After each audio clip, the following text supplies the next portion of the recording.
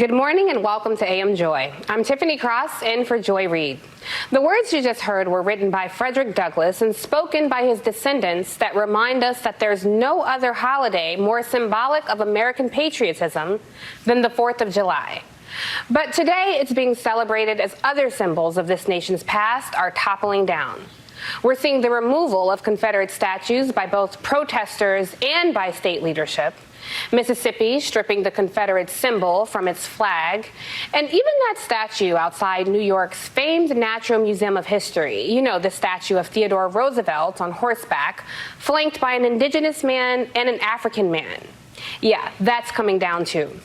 Which may explain why Donald Trump chose the most grandiose symbol of U.S. imperialism on Earth to usher in a very on-brand star-spangled spectacle. Complete with fireworks and military flyovers, it was Trump's predictable way of throwing red meat to his base. The cult-like following he so desperately needs at the ballot box as he tanks in the polls. But let's talk some truth here. Mount Rushmore isn't exactly the innocent ode to our founding fathers as described in our textbooks, and it's high time we disrupt that false narrative that far too many people believe. The landmark famously or infamously depicts four of our America's celebrated presidents on granite slope over the Black Hills of South Dakota. But what's missing from those glossy brochures is that George Washington and Thomas Jefferson enslaved black people. And Abraham Lincoln, although he signed the Emancipation Proclamation, also approved the largest mass execution in U.S. history, the hanging of 38 Dakota Indians. And Teddy Roosevelt once wrote, quote, "I don't go so as far to think that the only good Indians are dead Indians, but I believe 9 out of 10 are." These are the four men who are immortalized on a tourist trap that erases indigenous history.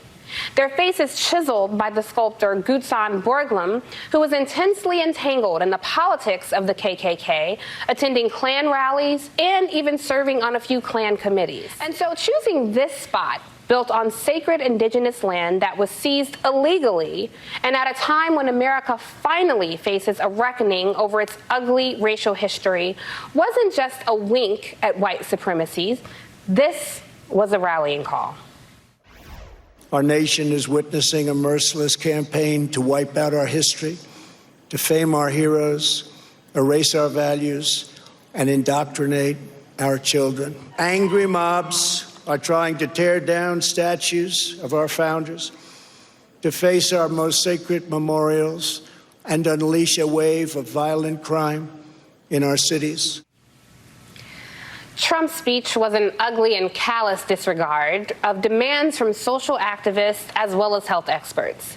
Very few people in that crowd last night were wearing masks, perhaps taking their cue from South Dakota's mask-averse Republican Governor Kristi Noem. Here's what she said just days before the event. We'll be giving out free face masks if they choose to wear one, but we won't be social distancing. But just before last night's event, we learned that Trump campaign aide Kimberly Guilfoyle, who's also the girlfriend of Donald Trump Jr., tested positive for COVID-19.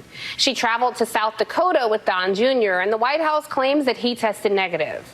But the virus wasn't the only risk last night. Fireworks went off despite a decade-long ban on pyrotechnics at Mount Rushmore because of concerns over wildfires and groundwater pollution.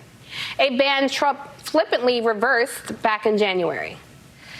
And so here we are, celebrating the birth of a nation, independence for white men, at a site described by one Native American activist as, quote, a symbol of white supremacy. Trump choosing Mount Rushmore for a 4th of July campaign stop is just like when he chose Tulsa, the site of the 1921 massacre against black Americans for his Juneteenth weekend rally.